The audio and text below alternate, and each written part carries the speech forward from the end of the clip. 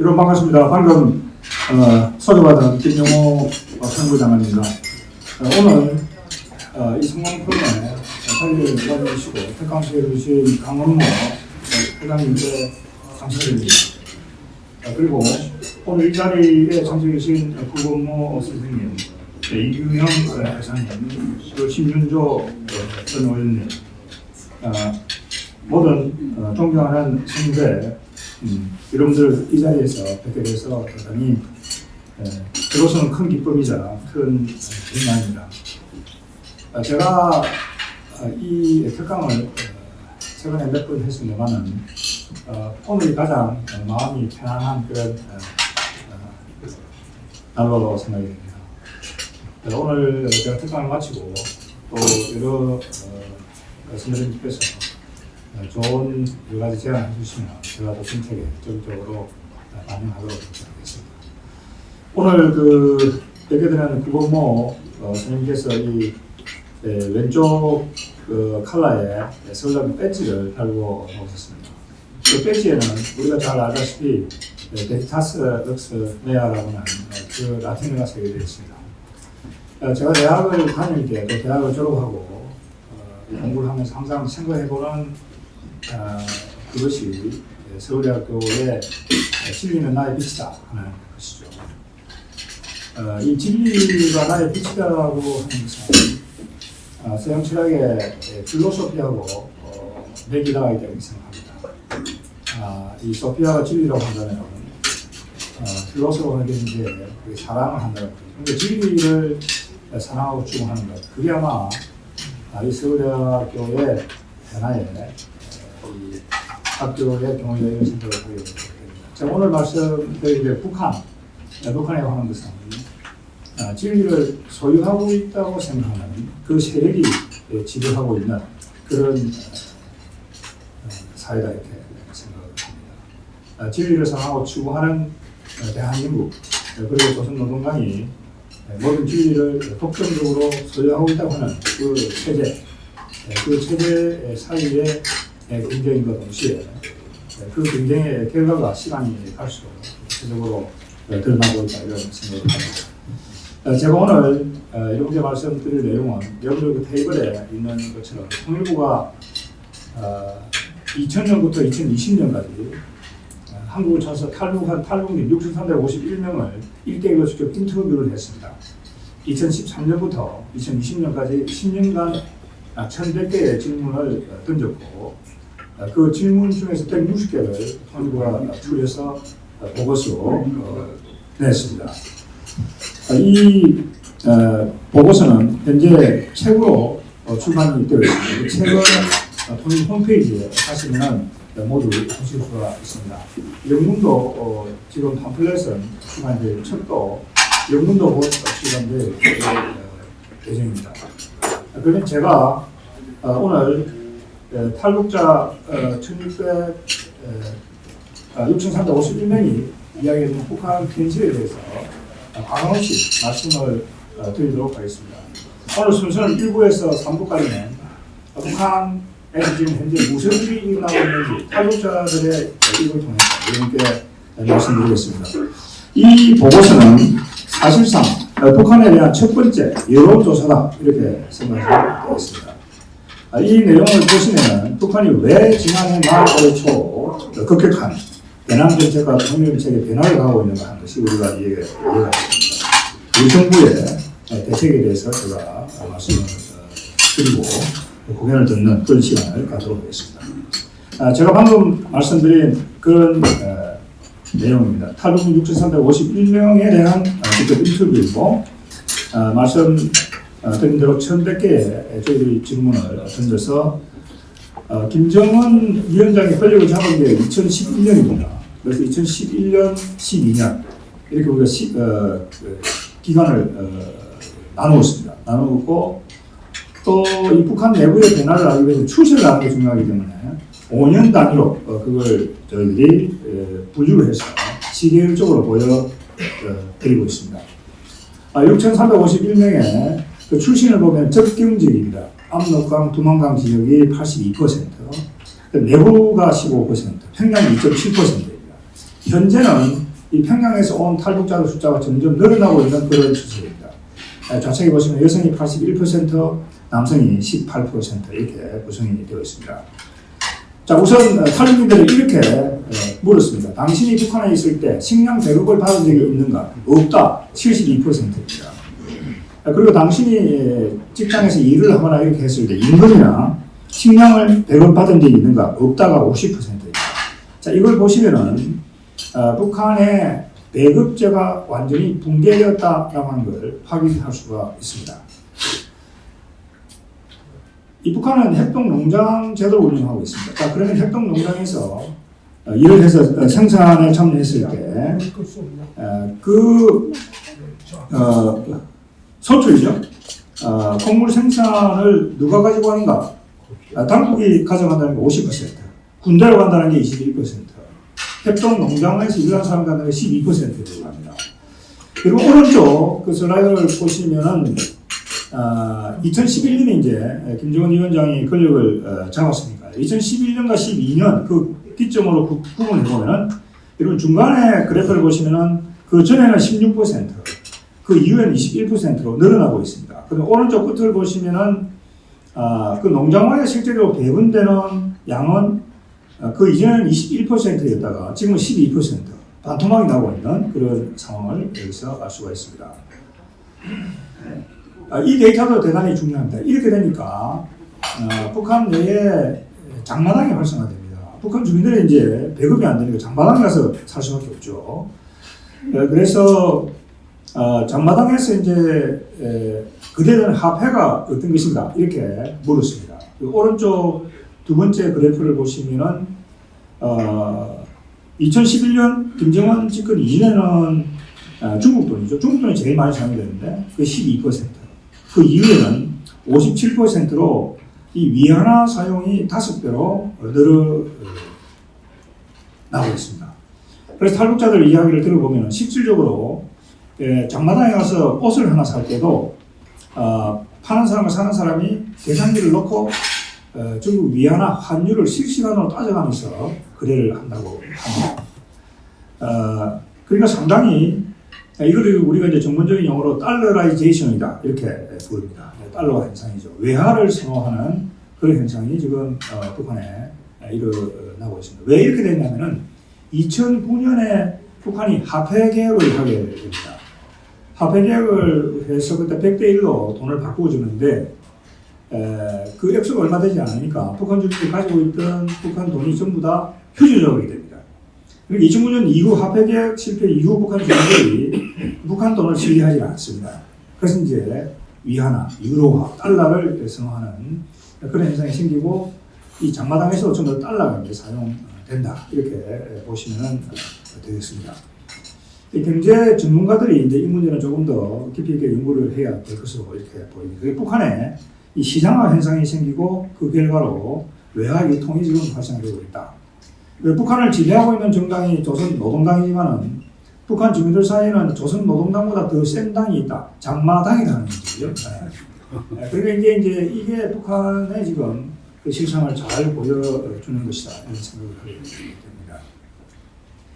계속 보시면은 접경 지역은 위안화가 많이 사용되고 있고 오른쪽 부분 제일 밑에 보시면은 평양 지역은 역시 달러를 많이 사용합니다. 왜냐하면 거기는 외교관도 있고 무역 일꾼들도 있기 때문에 달러가 더 많이 통용되고 있는 것으로 이렇게 확인이 되고 있습니다. 자, 탈북민들이 이렇게 물었습니다. 당신이 북한에 있을 때 뇌물을 준 경험이 있는가? 그렇다. 54%입니다.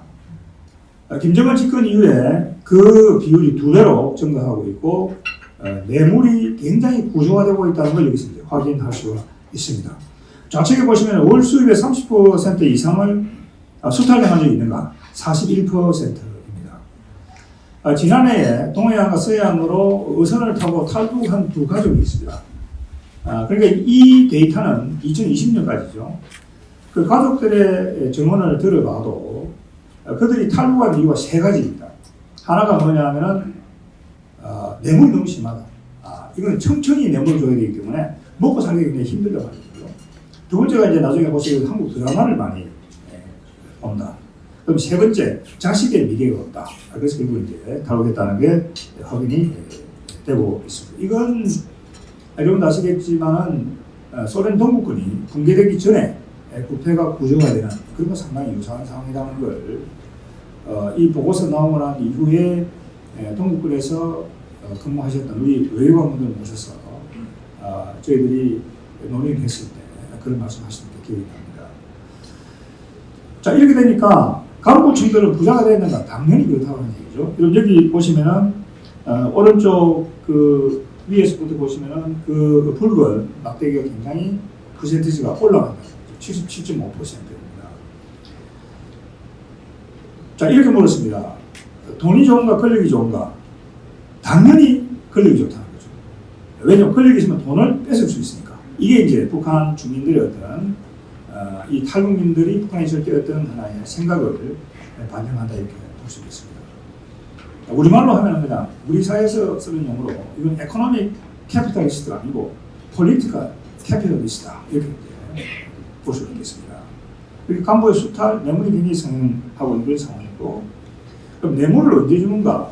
처벌을 받게 됐을 때 한국 대왕을 보고 처벌받게 될 때 돈을 주고 빠진다든지 장사를 해야 될 때 예를 들면 기업소 공장에 있는 차를 가지고 개인적으로 서비스차라고 해가지고 그걸 해야 될 때 그때 이제 소나는 뇌물을 준다든지 직장 배치 승진 이럴 때 이제 뇌물을 준다 하는 거죠. 뇌물 저는 이 비율도 굉장히 증가하고 있는 그런 상황입니다. 자, 탈북민들에게 물었습니다. 빈부격차가 심해졌다고 생각하는가? 그렇다. 93%입니다. 그러니까 북한이 평등한 사회다 이렇게 얘기하지만 현실은 완전히 다른 방향으로 가고 있다는 걸 여기서 알 수가 있습니다. 평양과 지방의 격차가 심각해지는가? 더 심각해졌다는 겁니다. 자, 이 2020년까지의 이 조사는 최근 김정은 위원장이 학교 정치부 회의에서 한 이야기와 일치합니다. 이런 언론 통화를 통해서 보시겠지만 김정은 위원장이 이런 이야기를 했습니다. 지방에는 생필품조차 공급되지 않는다. 이게 이제 지방에는 주택, 그 다음에 보건, 그 다음에 에너지 모든 것이 열악한 그런 상황이라는 거죠. 임현수 목사님이라고 계십니다. 캐나다 시민이신데요. 북한에서 3년간 옥류가 됐습니다. 그분이 옥류되기 전에 이제 북한 내에 가서 인도적 지원 활동을 많이 하셨는데 지방에 있는 한 여자 고등학교로 갔다 갑니다. 그 고등학생 최고가 초등학교 5학년밖에 되지 않는다. 이건 상상할 수가 없는 일이지만은 엄연히 확인되는 그런 사실이에요. 그러니까 이게 지방과 평양의 차이가 굉장히 커지고 있다는 거죠. 자, 이렇게 물었습니다. 당신이 북한에 있을 때 가장 중요하게 배웠던 과목이 무엇인가? 김일성, 김정일 혁명 역사 91%입니다. 그러니까 21세기에 지금 챗GPT의 시대에 북한 학생들과 주민들은 여전히 시대착오적인 이런 혁명 역사의 교육을 받고 있다. 이런 현실을 여기서 확인을 할 수가 있습니다. 자, 그러면은 아까 말씀드렸던 대로 이 정권과 주민 사이의 괴리감이 점점 커지죠. 그러니까 사회 통제, 감시가 강화되고 있다고 그렇죠. 불시의 집에 찾아온다든지 여러 어떤 인민 반정을 통한 감시 이런 것들이 이제 강화되고 있다. 강화되고 있는 한 51% 강화되고 있다. 그래서 자, 이번 이 아까 말씀드린 대로 이 장마당이 활성화되죠. 그리고 경제 활동의 그 수치를 보시면 비공식 소득입니다. 아까 말씀드린 장마당이라든지 텃밭을 경쟁을 한다든지 이런 비율이 굉장히 증가하고 있습니다. 68%죠. 그래서 우리가 이제 사경제다 이렇게 보입니다. 전문가들이. 왜냐하면 이게 이제 완전히 시장 경제는 아니죠. 시장 경제가 되려고 하면은 은행도 있어야 되고 여러 가지 제도가 갖춰야 되는데 아주 원시적인 시장화, 초보적인 시장화 현상이 생기고 그 추세는 걷잡을 수 없이 지금 진행되고 있다. 이걸 여기서 확인할 수 있습니다. 자, 장사에 대한 인식입니다. 장사를 해야 돈을 벌 수 있다라고 생각하는 사람들이 93%입니다. 3%, 거의 100%가 됩니다. 이제 장마당에 나가서 아니면은 사고 팔아야 되고 그 다음에 텃밭이라든지 소토지를 생각해서 그 소출을 먹고 남는 거는 장마가서 팔아야 된다는 얘기죠. 그리고 간의 수공업을 하는 사람들도 있습니다. 간의 수공업도 원자재를 어디서 구하냐? 시장에서 구해야 되죠. 그러니까 이제 모든 것이 시장과 연계되는 그런 방향으로 움직이고 있다. 이렇게 보시면 되겠습니다. 자, 병원에 가서 진료를 한 경우는 이런 거 없다. 38%. 그 다음에 의사 담당 구역제를 실시하고 있는데 그것도 제대로 작동하지 못한다. 않는다 하는 게 70%. 오른쪽에 보시면은 약은 그러면 어디서 구하나? 그랬더니 병원에 가면 약이 없고 적어도 장마당에 가서 구해야 된다는 얘기죠. 그게 44%입니다. 여기서 대단히 중요한 문제가 제기됩니다. 코로나 3년 기간 동안 북한의 이 어린이들이죠. 어린이들이 거의 백신 접종을 하지는 못했습니다. 그 상황이 상당히 심각해지기 때문에 북한 당국도 그걸 인식하고 있는 것으로 보입니다. 그래서 최근에는 외국에서 이 보건 회의가 열리면 지금까지는 해외에 있는 외교 대표부나 외교 그 대사관에서 나왔지만은 지금은 평양에서 직접 사람을 파견해서 그 회의에 참여를 하고 있습니다. 그래서 이 부분은 국제사회뿐만 아니고 우리 정부도 인도적인 지원에 대해서 이 북한의 동향을 예의주시하고 있습니다. 최근에는 독일 외교 선발대, 스웨덴 그 대사, 그 다음에 UN 그 국제기구 상주 조정관 이런 사람들이 이제 받을 준비를 하고 있습니다. 그래서 거기에 이제 맞춰서 정부도 나름대로 대비를 하고 있다 하는 점도 말씀을 드리고 싶습니다. 자, 이렇게 물었습니다. 장마당이 활성화되니까 주로 장마당에서 생활하고 돈을 버는 사람 여성들입니다. 자, 여성의 시장 활동이 가정 내에서 여성의 위상을 올렸는가? 그렇다 하는 게 이제 45%입니다. 여성의 지위가 점점 높아지는 거죠. 자, 여러분 이게 이제 조선중앙TV에 나오는 한 클립입니다. 한번 보실까요? 여보, 저녁이 왜 해줄까요? 수화소설 같으니 아마 오늘은 좀 늦을게요. 여보, 뭡니까? 이번 밀가루는 곧 타온 걸로 하구만. 예, 훌쩍 팔리는 걸 당신 생각해서 당장 지어왔습니다. 그래.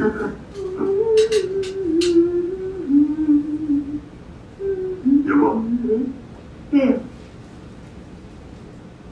당신 말이야. 밀가루 장사를 그만두고 유치원에 나가서 저양원을 하셔야 되겠어. 뭐라고요? 장사 안 하고 살 수 있어요? 당신 굶어 죽겠어? 뭐가요? 그럼 그렇다면 당신이 좀 보러다 내리고 내가 장마당에서 하루 종일 일한다 거짓하는 거 아이고 뭐 하고 싶어서 하는 줄 알아요? 어디다 죽겠다. 그리고 이제 이 장면은 북한 드라마에 나오는 장면이지만은 그 여성의 어떤 시장 활동, 이제 가족 내에서의 어떤 여성의 목소리가 좀 커지는 거죠. 그런 걸 보여준다 이렇게 생각이 됩니다. 자, 방금까지 말씀드린 이런 여러 가지 일부 북한 내부의 변화를 보게 되면 북한 주민들의 어떤 생각에 변화가 일어나고 있다는 걸 우리가 알 수가 있습니다. 우리가 이런 얘기를 하죠. 저 사람 참 생각 없는 행동을 한다. 그러나 그 행동이 잘못되었을 수는 있어도 생각이 없는 행동은 없습니다. 생각이 바뀌면 행동이 바뀐다고 하는 얘기죠. 그래서 이 북한 주민들의 이 집단주의적인 생각으로부터 개인주의적인 성향으로 생각이 점차 바뀌고 있다는 걸 이번 인터뷰를 통해서 확인을 할 수 있습니다. 집단주의, 그러니까 정권을 위한 희생보다 내 가족, 내 개인이 중요한가 이런 생각이 보시는 것처럼 53%로 올라오고 있다는 얘기죠. 이 북한 헌법 63조를 보면은 하나는 전체를 위해, 전체는 하나를 위해 이런 게 있습니다. 그러니까 이 정권이 이야기하는 집단주의적인 그런 사고가 더 이상 강요되기 어렵다는 거죠. 왜냐하면 배급 안 해주니까 이런 이제 하나의 문제가 여기서 생기고 있다는 걸 알 수 있습니다. 여러분 보시게 되면 북한 내에 핸드폰 보급률이 36%입니다. 2,500만이니까 그 비율이 숫자가 700만 대입니다. 그리고 핸드폰이 700만 대가 보급이 되어 있습니다. 북한도 정보화가 진행이 되고 있다 이렇게 봐야 됩니다. 이 700만 대 핸드폰을 가지고 우리처럼 외부 인터넷 접속은 되지는 않습니다. 그러나 북한 주민들 사이에 정보 교환은 이루어지고 있습니다. 예를 들면 청진에 있는 쌀장수와 평양에 있는 쌀장수가 전화로 가격을 서로 교환을 합니다. 정보 소통이 이제 이루어진다고 하는 거죠. 그 다음에 이 핸드폰에다가 우리가 지금 무선 이어폰을 많이 사용하지만은 유선으로 이제 우리가 그 꼽아가지고 이 이어폰을 듣죠. 그런데 북한에도 이 핸드폰에다가 이 모선이라고 해가지고 부모 모자인데요. 그걸 꼽아가지고 그 선 끝에 USB를 꼽을 수 있는 게 있습니다. 그 USB를 꼽으면은 이 핸드폰을 통해서 중국의 한국 드라마를 볼 수 있습니다. 예, 그러니까 이게 이 휴대전화의 이 보급의 확대라고 하는 것이 결국은 북한 내부의 정보화를 촉진을 하고 있다. 결국 이것이 이제 북한의 변화를 가져올 큰 이 기반이 될 수 있을 것이다 이런 생각을 합니다. 오른쪽 보시면 CD, 그 DVD 그런 것들도 여기서 확인을 할 수가 있습니다. 그리고 계속 보시게 되면은 제가 방금 말씀드린 내용입니다. 이게 이제 그 핸드폰의 밑에 오른쪽에 이 케이블을 꼽으면은 모듈을 꼽으면은 볼 수 있는 그런 장치가 되겠습니다. 이 전부 다 중국 인들이 이걸 생산을 해서 북한으로 돌려보내고 있습니다. 북한에 중국 상인들이 들어가서 자, 여러분 보시면 이렇게 물었습니다. 당신이 탈북하기 1년 전에 한국, 중국 외국 드라마를 시청한 적이 있는가? 83%입니다. 1년 전이니까 이 통계 전문가에 물어보면 거의 100%다 보시면 되겠습니다. 그래서 북한 내에서는 한국 드라마를 안 본 사람은 있어도 한 번 본 사람은 없다. 굉장히 중독성이 강하죠. 제가 이제 탈북한 청년들하고 이제 토크 콘서트를 이렇게 합니다. 한번 강서구에 있는 남북통합문화센터에서 청년 탈북자가 이렇게 토크 콘서트를 하니까 그 청년 탈북자가 탈북하기 전에 북한에서 천국의 계단 1편부터 5편까지 봤습니다. 한국에 들어와서 제일 먼저 한 게 천국의 계단 6편부터 보는 거예요. 그죠?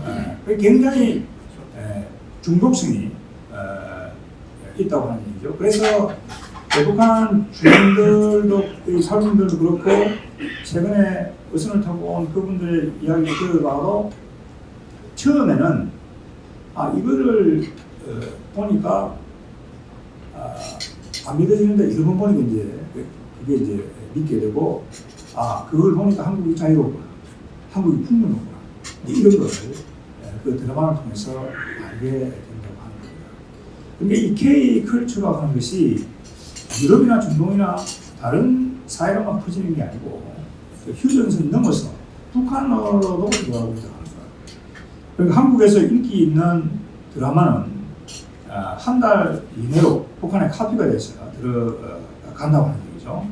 그만큼 이 K 컬처의 파급력이라는 것이 한류다 이렇게 북한판 한류다 이렇게 보시면 되겠습니다. 자, 계속해서 여러분 보시게 되면 이 외국에 대한 관심이 계속 올라갑니다. 67%. 그러니까 외국에 대한 관심이 많고 그 다음에 외국을 다녀온 사람이 있다고 한다면 당신은 그 사람과 외국에 대해서 이야기해보고 싶은가? 그렇다 하는 비율이 굉장히 올라가고 있습니다. 자, 외국 영상물에 대한 관심도 73%이죠. 계속 올라가고 있는 그런 추세입니다.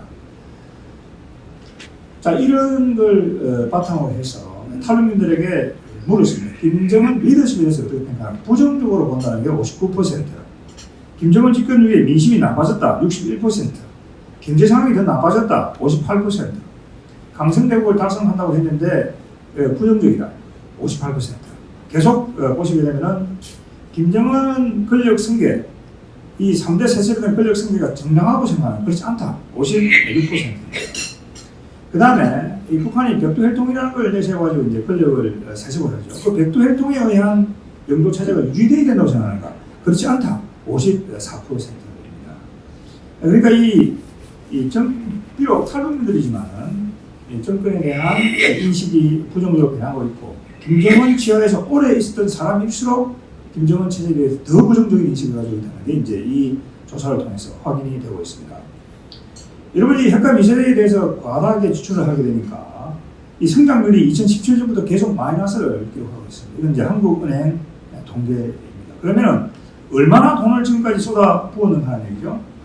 한 연구소가 이 추산한 걸 보면 16억 달러 정도 이렇게 됩니다.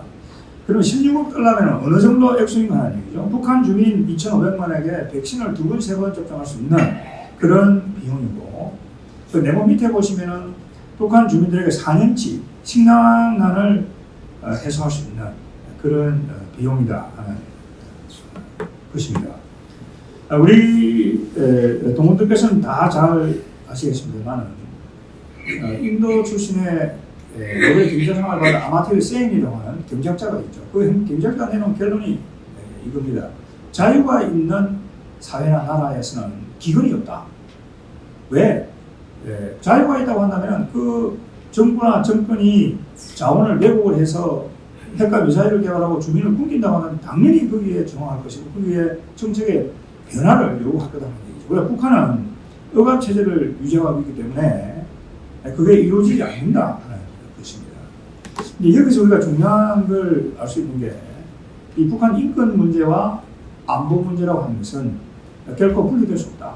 그건 연관되어 있다는 얘기죠. 그 다음에 또 어떤 문제가 있냐면은 북한의 젊은이들 중에 이제 소프트웨어, 컴퓨터를 잘하는 사람들을 갖다가 선발을 해가지고 해외로 보냅니다. 해외 보내가지고 IT 기지라고 하는데 보내가지고 거의 뭐 24시간 거기에 가둬두고 해킹을 하게 하죠. 그래서 일종의 노예 노동입니다.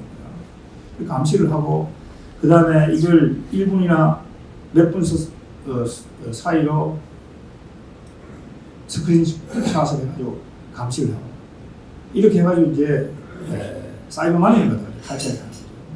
얼마 전 유엔이 내놓은 그 보고를 보면은 북한의 그 핵미사일 개발 비용의 40%가 그 사이버 해킹으로부터 나왔다고 하는 그런 통계에 나와 있습니다. 그 전부 다 그들이 IT 기지에서 노예 노동을 통해서 벌어들이는 돈이 그쪽으로 흘러간다고 하는 얘기죠. 그렇게 말씀드린 대로 이 북한 인권 문제라고 하는 것은 이 안보 문제와 밀접하게 연관되어 있다 하는 점을 제가 다시 말씀드리고 싶고, 아까 말씀드린 또 한 가지 더 지적을 해드리고 싶은 것은 이 군사적인 측면이 대북 관계에서 중요하지만 아까 한류에서 보는 것처럼 이 문화적인 어프로치 그것도 우리가 대단히 중요하다는 점을 한 번 더 말씀드리고 싶습니다. 자, 이게 이제 그럼 지금까지 이 보고서 내용이 북한 정권이 취했던 이 이후의 정책과 어느 정도 일치하는가? 이 보고서는 어느 정도 신빙성이 있는가? 이걸 이제 포스트 에스티메이션 테스트를 통해서 보게 되면 사후평가죠. 자, 북한 내 한류 열풍이 이렇게 불게 되니까 이 북한이 반동 사상 문화 100여 program을 2020년에 통과시키게 됩니다. 그래서 얼마 전 BBC 방송을 다시 한번 보시겠지만 북한 고등학생인데 드라마를 봤다고 하는 이유로 12년형을 선고받습니다. 이 반동 사상 문화 100여 program이라는 게 바로 드라마, 한류 이런 걸 못하게 하는 겁니다. 그래서 그걸 아주 가혹하게 처벌하는 법이 2020년에 통과되게 됩니다. 그만큼 북한 주민들 사이에 이 한국 드라마나 중국 드라마나 외국 드라마에 대한 그 어떤 관심이 굉장히 많아지는 겁니다. 그 밑에 보시면 평양 문화가 보호법이라고 있습니다. 지난해에 통과됐습니다. 그러니까 북한 이 젊은이들이 한국 드라마를 보고 그 말을 따라하죠. 자기야, 뭐 오빠, 이 말을 사용하면 안 된다는 겁니다. 그게 말 반동이라는 얘기죠. 그게 뭐냐면은 말은 그럴듯하죠. 평양 문화 보호법이라는 걸 제정을 해가지고 그걸 철저하게 단속을 한다는 겁니다.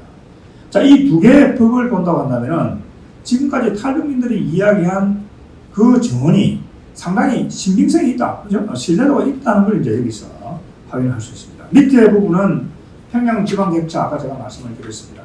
격차에 대해서 김정은이 실질적으로 인정을 했다 하는 거죠.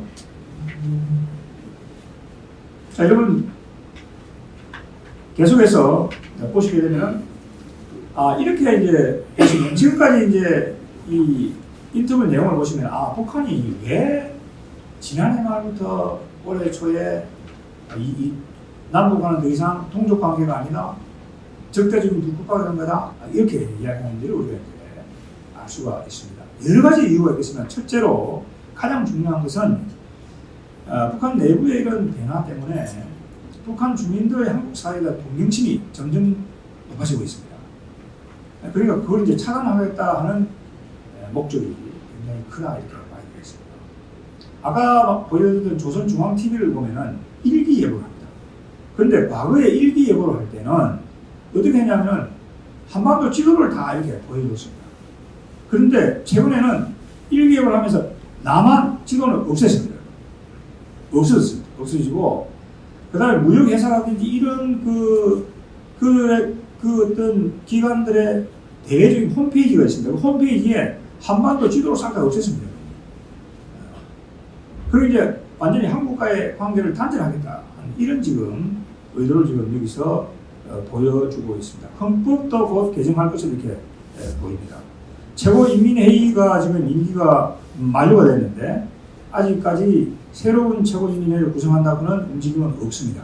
그래서 이 헌법을 이 기존에 있는 최고인민회의에서 개정을 하고 이 새로운 어떤 이 북한이 주장하는 그러한 방향의 어떤 그걸 내놓은 것으로 이렇게 보입니다. 정부도 그걸 지금 예의주시하고 있다 하는 점을 말씀드리고 싶습니다.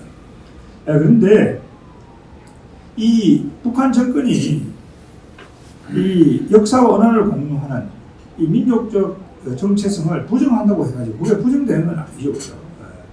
그러니까 제가 처음에 말씀드린 대로 이 조선노동당이 어떤 그 진리를 독점하고 있다고 하는 그런 식의 어떤 사고를 가지고 현실을 바꿔 나가려고 하고 그렇죠? 인간을 자기들 마음대로 개조하겠다고 하지만 그건 우리가 정치 사정을 공부해보고 정치학을 공부해보지만 참 그건 어려움이 있다. 불가능이 되는 걸 다시 한번 확인하게 됩니다. 자, 계속해서 여러분께 말씀드리게 되면 이런 상황에서 이제 윤석열 대통령께서 지난 3월 1일 날 3.1절 기념사를 했습니다. 이 3.1절 기념사의 핵심적인 내용은 이겁니다. 3.1운동과 통일이라고 하는 것은 통일은 자유의 가치를 실현하려고 하는 그 목적을 추구했다. 그 점에서 3.1운동과 통일은 이념적, 역사적 연속성이 있다. 이게 이제 이 기념사의 핵심적인 내용이 되겠습니다. 3.1운동 직후 만들어진 대한민국 임시정부를 중심으로 독립운동을 해서 해방 이후 남한에는 대한민국이라는 나라가 세워졌다. 그래서 우리는 자유롭게 살고 있다. 그런데 북한 주민들에게는 자유가 없다. 그렇기 때문에 북한 주민들이 자유를 누리고 한반도에 있는 우리 모두가 자유를 누리게 될 때 3.1 운동의 정신이라고 하는 것은 통일을 통해서 연결된다. 이게 이제 이 연설문의 핵심적인 내용이 되겠습니다. 그러니까 북한이 아무리 통일을 부정하고 두 개의 국가를 주장한다고 하더라도 이 대통령께서는 헌법에 주어져 있는 그 책무를 다하겠다라고 하는 입장을 이번에 분명히 밝히셨고 통일부가 중심이 되어서 이제 새로운 통일 담론을 지금 준비를 해 나가고 있습니다. 3.1절 기념사에서 원론 원칙상의 입장을 표명하셨고 통일부가 강범한 여론을 형성해서 여론을 들어서 이 새로운 통일 담론을 만들고 그걸 적절한 시점에 발표하려고 하겠다 하는 점도 말씀드리고 싶습니다. 그 다음에 이 3.1 기념사의 또 다른 특징은 이 통일이라고 하는 것이 우리의 대한민국의 노력도 중요하지만 국제사회의 지지 없이는 될 수가 없다. 그 점도 분명히 여기서 이야기되고 있고 또 대한민국의 자유 통일이라고 하는 것이 한반도 평화뿐만 아니고 세계 평화에도 기여할 것이다. 그래서 국제사회도 그 문제에 대해서 관심을 가져야 된다. 이런 취지의 내용이 되겠습니다. 여러분 지금 정부의 정책을 조금 더 구체적으로 말씀드리면은 우리가 이제 통상적으로 3D다 이렇게 부릅니다. 억제죠. 북한이 핵과 미사일을 개발하고 있기 때문에 이 평화를 유지하기 위해서는 확고한 국제체제가 구축이 되어야 되겠습니다. 북한이 핵을 개발하기 때문에 다 잘 아시지만 지난해 워싱턴 선언이 채택이 되었고 미국의 한국에 대한 확장 억제가 계속 강화되고 있습니다. 이런 이제 억제 체제 구축을 통해서 평화를 유지한다고 하는 것이 이제 첫 번째 D가 되겠습니다. 디터런스죠. 두 번째 아까 말씀드린 대로 계속해서 북한이 이 반인권적인 그런 정책이라든지 사이버 해킹 이런 걸 통해서 이 핵과 미사일 개발에 자금을 계속 조달을 하고 있죠. 그래서 그걸 단념을 시키다는 얘기입니다. 제재를 가해야 되고 국제 공조를 해야 된다고 합니다. 이게 이제 두 번째 D가 되겠습니다. 디스웨이전 이렇게 부릅니다. 그래서 억지와 단념을 통해서 북한을 결국은 대화 테이블로 이끌어내겠다 하는 것이 정부의 정책이다 이렇게 말씀드리고 싶습니다. 여러분 그 오른쪽에 그림이 하나가 있습니다. 이 자동차는 태엽을 감은 장난감 자동차를 지금 비교하고 있습니다. 우리가 이제 어릴 때 갖고 놀던 이 태엽을 감은 장난감 자동차를 태엽을 감아가지고 바닥에 두면 그 태엽을 감는 자동차가 계속 나가죠. 앞으로 바로 나갑니다. 나가는데 그게 이 장난감 자동차가 벽에 부딪혀가지고 한참 그대로 두면은 태엽이 풀려서 그게 결국은 멈춰 서게 되죠. 이 태엽 감은 이 장난감 자동차의 비유는 제 얘기가 아니고 이 대소련 봉쇄 전략을 입안한 조지 캐난이 1947년 포링 어페어의 X라고 하는 익명으로 아티클을 씁니다. 그게 이제 소련을 이 태엽 감은 자동차에 비유를 합니다. 그러니까 소련이 태엽을 감아가지고 팽창을 한다, 밀고 놓는다고 한다면 이 미국의 전략은 이 봉쇄를 해야 된다는 얘기죠. 봉쇄를 해서 장기간 봉쇄를 해두면 결국은 태엽이 풀려서 소련이 내부적으로 변화할 것이다. 그게 이제 봉쇄 전략의 핵심적인 내용입니다. 여기 북한의 경우에도 북한이 핵과 미사일을 개발해서 밀고 나온다고 한다면 오른쪽에 보시는 것처럼 우리는 더 두텁고 더 높은 억제 벽을 쌓아야 된다는 얘기죠. 그래서 북한이 이 태엽을 계속 감기 위해서 뭐 해킹을 한다든지 예를 들면 이렇게 한다고 하면 우리는 그걸 못하게 해야 된다는 얘기죠. 그게 이제 단념을 시켜야 된다는 겁니다. 그래서 이 억제와 단념의 전략을 우리가 확고하게 추진한다고 한다면 결국은 북한이 이 대화의 테이블로 나올 수밖에 없을 것이다. 그걸 제가 한 번 더 비유적으로 말씀을 드릴 수 있겠습니다. 여러분, 이 북한 인권도 아까 말씀드린 대단히 중요한 의미를 갖고 있습니다. 지금은 북한 인권이 굉장히 열악합니다.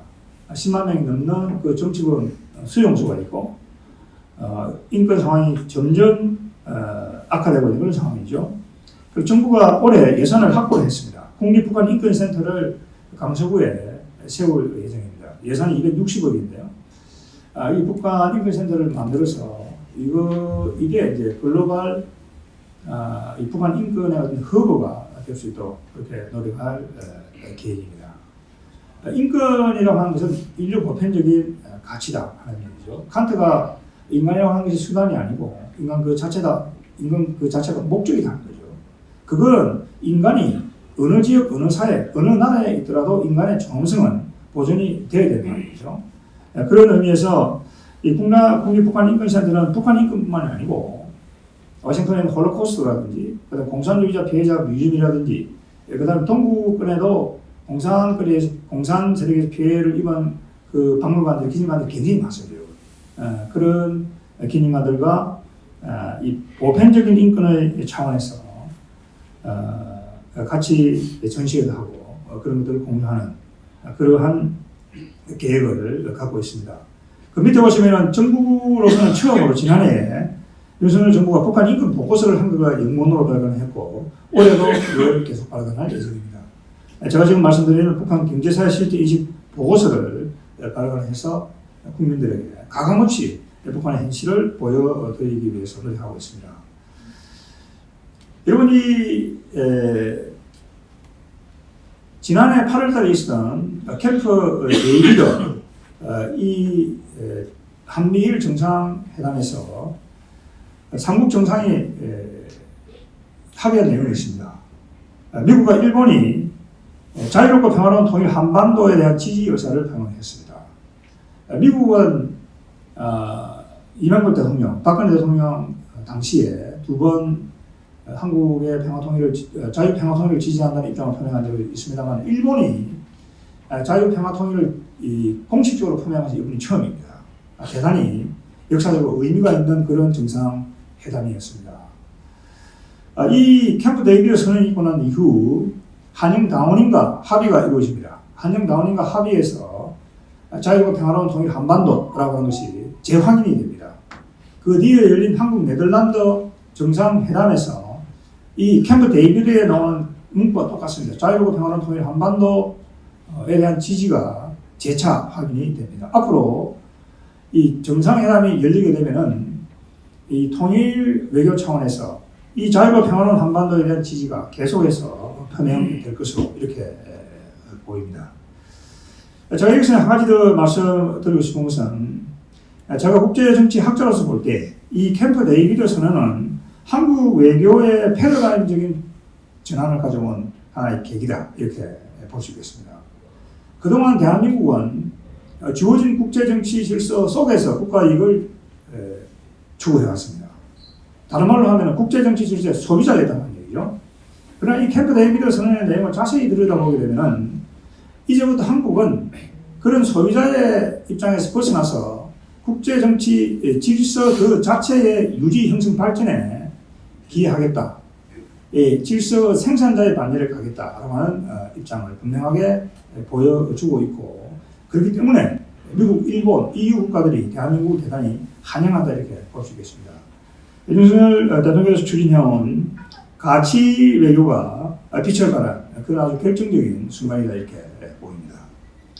여러분 계속 보시게 되면은 현재 한국에는 탈북민이 34,000명이 와 있습니다. 자, 이들은 먼저 온 통일입니다. 이 탈북민들 우리가 잘 포용하고 그들이 한국 사회에 잘 적응할 수 있도록 이렇게 해야 되겠습니다. 그래서 탈북민들의 일자리를 찾아준다든지 또 그들이 적응할 수 있도록 우리 정부가 노력을 하고 있고 종교계도 많은 노력을 기울이고 있습니다. 7월 14일 정부가 처음으로 북한 이탈 주민의 날을 제정을 했습니다. 그래서 탈북민들을 위한 여러 가지 행사를 할 계획을 지금 세우고 있습니다. 여러분 한국에 34,000명의 탈북민들이 와 있지만 34,000명이 한국에 들어오기 위해서 과연 얼마나 많은 사람들이 희생이 됐을까요? 동서독을 가로질렀던 베를린 장벽이 있습니다. 그 베를린 장벽은 이 동독에서 서독으로 넘어오던 그 사람들이 총에 맞아 죽기도 하고 여러 가지 어떤 우리가 그런 상황을 봤습니다. 그건 카메라가 있었고 그 다음에 텔레비전 카메라가 있었고 그게 전부 다 기록으로 남아 있습니다. 그러나 북한에서 압록강을 건너고 동강강을 건너고 그 다음에 메콩강을 건너고 동남아로 와서 이렇게 오던 그 과정에서 이 자유를 찾는 그 예정에 희생된 탈북민들은 34,000명보다 몇 배가 많을 거다는 얘기죠, 여러분. 그래서 이 탈북민들이 행사를 할 때 항상 먼저 하는 게 있습니다. 탈북을 하는 과정에 희생된 그 탈북민들을 위한 묵념을 먼저 합니다. 이게 34,000명의 이 자유를 찾기 위한 여정이라고 하는 것은 그런 희생이 있었고 또 탈북민이 알려지면은 그 북한 내에 있는 가족들이 또 얼마나 많이 희생이 됐습니까? 그러니까 이 탈북민들의 이 자유에 대한 이런 하나의 용기 있는 여정이라고 하는 걸 우리 사회가 더 잘 인식을 해주는 게 중요하다는 그런 생각을 합니다. 교회에 나오는 탈북 어린이가 가장 좋아하는 말이 있다고 합니다. 그 동료 어린 한국인 친구들이 야, 너 북한 사람처럼 안 생겼다. 그죠? 그러니까 이 자기들과 같은 동료를 인식해주는 그런 것들이 굉장히 가슴을 닫는다고 하는 이야기죠. 그래서 제가 항상 이야기하고 싶은 것은 우리가 탈북민에 대한 차별 인식을 벗어내야 된다. 그리고 우리 기업인들도 탈북민들이 부족하지만 또 탈북민들을 조금 더 애정있는 시선으로 바라봐야 된다. 또 그들에게 기회를 줘야 된다 이런 생각을 하게 됩니다. 그러니까 34,000명이 되는 탈북민을 우리가 더 잘 보살피고 그런 의지와 능력을 우리가 가지고 있을 때 국제사회에도 우리가 분명한 메시지를 줄 것이라고 생각합니다. 대한민국은 통일할 준비가 되어 있구나. 능력이 있구나. 우리가 이제 그러한 생각을 갖는 게 대단히 중요하다는 말씀을 드리고 싶습니다. 결론적으로 이 보고서 내용을 보게 되면 북한은 밑으로부터 우리가 기대하는 방향으로 점진적으로 변화하고 있다고 하는 것.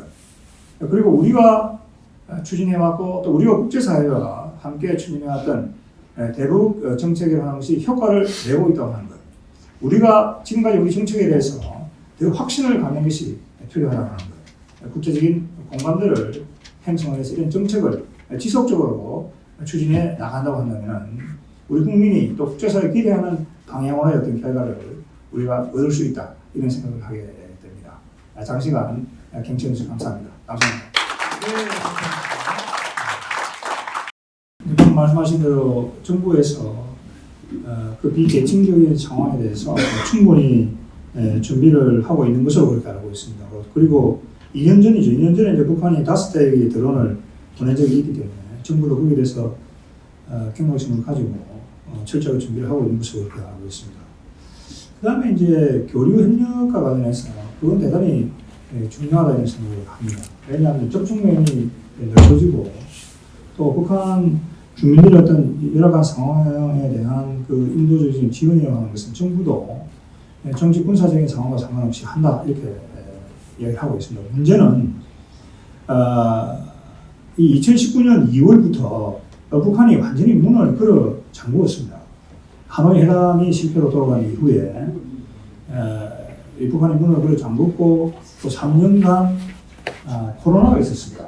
그래서 북한이 일체 외국과 관계를 안 했습니다. 여러분 아시다시피 지난해 비로소 북한이 항저우 아시안 게임에 이제 선수단을 파견을 했고 최근에 이 유럽이죠. 유럽의 외교관들도 받아들이고 국제기구의 이제 요원들도 받아들일 그런 움직임을 보이고 있습니다. 그래서 정부도 북한의 어떤 상황, 내부 상황이나 대외 정책 변화를 예의주시하면서 두 분께서 말씀하신 결국은 교류와 협력, 뭔가 접촉이 이루어져야 북한의 어떤 변화가 가능하기 때문에 그 정도 이 정부가 신중하게 생각하고 있다 하는 점을 말씀드리고 싶습니다.